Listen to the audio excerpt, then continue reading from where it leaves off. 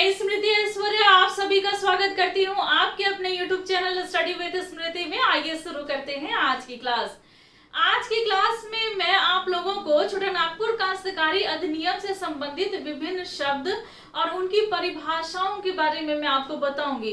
ये बहुत ज्यादा हेल्पफुल हो जाएगा उन सारे स्टूडेंट के लिए जेपीएससी की तैयारियों में लगे हैं। यह प्रारंभिक परीक्षा और मुख्य परीक्षा दोनों का ही भाग है और यहाँ से प्रारंभिक परीक्षा के द्वितीय प्रश्न पत्र में लगभग 5 से 7 प्रश्न ऐसे होंगे जो सीएनटी एक्ट से पूछे जाएंगे, तो काफी महत्वपूर्ण स्थान रखता है आपकी प्रतियोगिता परीक्षा की तैयारियों में। और ये प्रैक्टिस सेट 21 है। अगर आप इसके पीडीएफ चाहते हैं इस प्रश्न उत्तर के, तो आप मेरे टेलीग्राम ग्रुप से जुड़ जाइए। वहां पर मैं आपको इसका पीडीएफ में अवेलेबल करा दूंगी वीडियो के साथ साथ। तो आज की क्लास की खास बात यह है कि इसमें मैंने वैसे प्रश्न को भी मैंने शामिल किया है जो सीएनटी एक्ट के शब्द और उनकी परिभाषा से पूछे गए हैं, ताकि और इसके ही आधार पे मैंने विभिन्न प्रश्नों को भी कराया है, जिससे कि ये भी पता चले कि कैसे प्रश्न शब्द और परिभाषा से पूछे जा सकते हैं। और साथ में आपको काफी डेप्थ नॉलेज हो जाएगा सीएनटी एक्ट के बारे में। देखिए, सीएनटी एक्ट जो है वो पढ़ना क्यों टफ होता है, क्योंकि इसमें कुछ वर्ड्स ऐसे आते हैं जो काफी डिफिकल्ट होते हैं, जिसको समझना मुश्किल होता है। लेकिन ये इन सारे शब्दों की अगर आप परिभाषाएं जानेंगे तो फिर सीएनटी एक्ट को समझना मुश्किल नहीं है। और समय समय पर जो डिफिकल्ट वर्ड जो इसमें दिए गए हैं तो उसकी परिभाषाओं को भी दिया गया है। ज्यादातर शब्दों की जो परिभाषा है वो धारा 3 और धारा 4 में दिया हुआ है। तो ये यहाँ पर आपको बेसिक नॉलेज हो जाता है उन शब्दों के बारे में जो आने वाले समय में आने वाले धाराओं में आपको मिला करेंगे। तो थोड़ा आपको बेसिक जानकारी चाहिए कि ये शब्द जो हैं उनकी क्या परिभाषा है, ये जानना बहुत ज्यादा जरूरी है। जैसे कि मैं आपको एग्जाम्पल के तौर पे बता दूं, देखिए जैसे कि भूइंहरी भूमि किसे कहते हैं, कोड़कर भूमि किसे कहते हैं, या मुंडारी खूंट कट्टी भूमि किसे कहते हैं, या किन जनजातियों से संबंधित हैं। तो ऐसे प्रश्न जो है वो बन सकते हैं और इन सारी चीजों को जानना बहुत ज्यादा जरूरी है। उन्हीं में से ये भी जरूरी है आपको जानना कि भूस्वामी किसको कहा जाता है, काश्तकार किसको कहा जाता है, रैयत किसे कहते हैं, दर रैयत किसे कहते हैं। और बहुत सारे मुझे मैसेज भी इस तरीके से मिलते हैं जिसमें उनको ये जानना होता है कि रैयत किसे कहते हैं या काश्तकार किसे कहते हैं, तो उनके लिए उनके अंदर बहुत ज्यादा कंफ्यूजन रहता है। तो ये जब आप शब्द और परिभाषाएं जानेंगे तो इसमें आपका काफी कुछ क्लियर हो जाएगा। प्रश्न उत्तर के माध्यम से मैं आपको कराऊंगी ताकि आपको ये भी पता चले कि कैसे प्रश्न आने वाले हैं। चलिए, सबसे पहले तो हम लोग जानेंगे कि 6th जेपीएससी यानी कि 6वीं combined civil services competitive examination में शब्द और परिभाषा से किस प्रकार के प्रश्न जो है वो पूछे गए हैं। तो प्रश्न जो है वो है, छोटा नागपुर काश्तकारी अधिनियम 1869 यानी कि 1869 के अंतर्गत भूइंहरी रैयती की परिभाषा में शामिल किया गया है। तो ऑप्शन जो दिया हुआ है 4 ऑप्शन, उसमें जो एक था वो है उरांव को। तो उरांव की जो भूमि है उनको भूइंहरी भूमि के नाम से जाना जाता है। देखिए, उरांव का जब आगमन झारखंड के क्षेत्र में हुआ, जब वो झारखंड में आए तो उन्होंने जंगल को काट करके, वनों को काट करके उनको कृषि योग्य भूमि बनाया और उस पे वो खेती किसानी करने लगे। और उसके आसपास जो गांव उन्होंने बसाया, फिर वहां रहने लगे अस्थायी रूप से। तो जो भूमि को उन्होंने कृषि योग्य बनाया था उसको भूइंहरी भूमि के नाम से जाना गया। और जिन उरांव ने इस तरीके की भूमि को बनाया उसको भूइंहर कहा गया। और जो गांव बसे भूइंहर के द्वारा तो उसको भूइंहरी गांव कहा गया। तो ये सारी चीजों को मैंने बता रखा है। लेकिन सीएनटी एक्ट में आपको इन भूइंहरों के अधिकारों के बारे में जानना है, इस भूमि के बारे में जानना है, इसका किस तरीके से इनको काश्तकारी अधिनियम के अंतर्गत किस तरीके से लाया गया, कौन कौन से अधिकार दिए गए, इन सारी चीजों को ही छोटा नागपुर काश्तकारी अधिनियम 1908 में आपको जाननी है। तो देखिए, 1908 का जो सीएनटी एक्ट है, इसमें जिन भूमि का बंदोबस्त किया गया है उसमें जो शामिल किया गया जिन भूमि को, वो है मुंडारी खूंट कट्टी भूमि, भूमिहारी भूमि और कोड़कर भूमि, इन भूमि का बंदोबस्त किया गया है और भूमि संबंधित जो दखल अंदाजी दिकों के द्वारा किए जा रहे थे तो उस पर रोक लगाया गया है बंदोबस्त करके। तो देखिए क्या था, तो उरांव को, इसका आंसर होगा उरांव को। तो ये इस तरीके के प्रश्न पूछे गए हैं, तो और इसी के आधार पे मैं आगे के प्रश्न को मैंने बनाया है। आप ज्यादा समझेंगे भी और क्वेश्चन आंसर भी इसको याद रखेंगे, और मैं आपको धारा भी बताते चलूंगी कि किस धारा में आपको ये सारी चीजें मिलेंगी।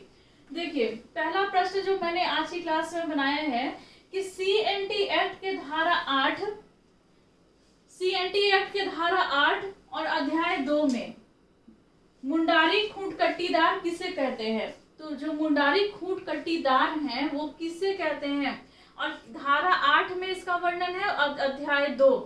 धारा से भी प्रश्न बन सकते हैं और अध्याय से भी प्रश्न बन सकते हैं। प्रश्न इसको पलटा भी जा सकता है, जैसे कि मुंडारी खूंट कट्टीदार के बारे में किस धारा, सीएनटी एक्ट के किस धारा में वर्णन किया गया है, उनकी परिभाषा जो है वो किस धारा में दी गई है। और या फिर अध्याय से प्रश्न पूछा जा सकता है कि मुंडारी खूंट कट्टीदार की जो परिभाषा है वो सीएनटी एक्ट के किस धारा में दी गई है, यहाँ से प्रश्न बन सकते हैं। तो धारा भी आप याद रखेंगे, अध्याय भी आप याद रखेंगे। तो धारा कौन सा है, तो धारा 8 है, अध्याय 2 है। और इसका उत्तर अब जानेंगे कि आखिर मुंडारी खूंट कट्टीदार किसे कहते हैं, क्या है इसका मतलब। तो ये देखिए क्या है, वह मुंडा जिसने मुंडारी खूंट कट्टीदार भूमि में जोत का अधिकार को अर्जित किया हो उसको मुंडारी खूंट कट्टीदार कहते हैं। अब मैं थोड़ा आसान शब्दों में मैं आपको बता दूं, देखिए क्या है। जब मुंडाओं का आगमन, का आगमन जब झारखंड के क्षेत्र में हुआ, जब वो झारखंड में आए, तो झारखंड में आने के बाद उन्होंने क्या किया कि जो यहाँ पर पेड़ थे, वन थे, जंगल थे, क्योंकि जंगल झाड़ की प्रधानता थी, कृषि योग्य भूमि बहुत कम थी, तो इन्होंने पेड़ों को काट करके भूमि को कृषि योग्य बनाया। तो जो भूमि को जिन्होंने, मुंडाओं ने भूमि को बनाया, तो उसको मुंडारी खूंट कट्टी भूमि कहते हैं, मतलब खूंट कट्टी भूमि कहते हैं, खूंट कट्टी भूमि कहते हैं। और जिन्होंने बनाया, जिनपे उनका मतलब जिनको उस पर जोत का जो अधिकार मिला उनको मुंडारी खूंट कट्टीदार कहेंगे। तो मुंडारी खूंट कट्टीदार आपने जाना, मुंडाओं को जोत का अधिकार किस तरीके की भूमि पे, जो खूंट कट्टी भूमि है उस पे जिनको जोत का अधिकार मिलता है उसको मुंडारी खूंट कट्टीदार कहते हैं। वही चीज यहाँ दिया हुआ है, ऐसा धारा 8 में कहा गया है और अध्याय 2 में है। याद करते हुए इसको चलेंगे। और मुझे जहां तक लगता है कि भूमिहार भूमि और खूंट कट्टी भूमि यानी कि मुंडारी खूंट कट्टी भूमि जो है उसके बारे में आपको क्लियर हो गया होगा, और किन जनजातियों से संबंधित है वो भी आपको क्लियर हो गया होगा। भूमिहारी भूमि उरांव से संबंधित है, मुंडारी खूंट कट्टी भूमि जो है वो मुंडाओं से संबंधित है। खूंट कट्टी भी अगर दे दिएगा तो वो मुंडाओं से संबंधित है। इसी तरीके से हम लोग कोड़कर भूमि के बारे में भी जानेंगे। अब देखिए आगे क्या है। अगला प्रश्न है कि ऐसे रैयत जो उधार या ऋण में लिए गए धन के लिए बंधक रखें और सभी प्रकार के शुद्ध लाभ से बंधक अवधि तक वंचित रहे, उनको सीएनटी एक्ट के धारा 3 में क्या कहा गया है। तो ये एक परिभाषा है, इसका मैं उत्तर आपको बता दूं पहले कि ये इसका आंसर होगा भूगत बंधक। तो भूगत बंधक इसका आंसर है। तो ये भी आप जाने कि भूगत बंधक किसे कहते हैं, ये ऐसे भी प्रश्न बन सकते हैं। सीएनटी एक्ट के धारा 3 के अनुसार भूगत बंधक किसे कहते हैं।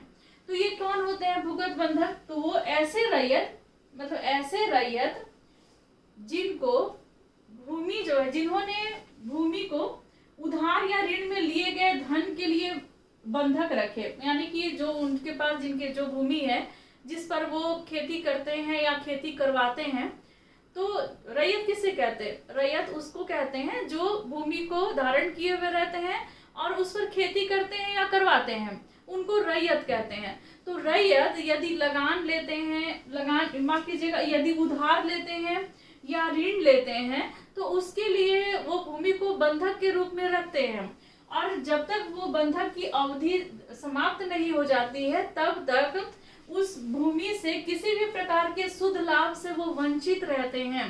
तो उनको क्या कहते हैं, भूगत बंधक, क्या कहेंगे, भूगत बंध बंधक, माफ कीजिएगा, भूगत बंध बंधक कहेंगे उसको।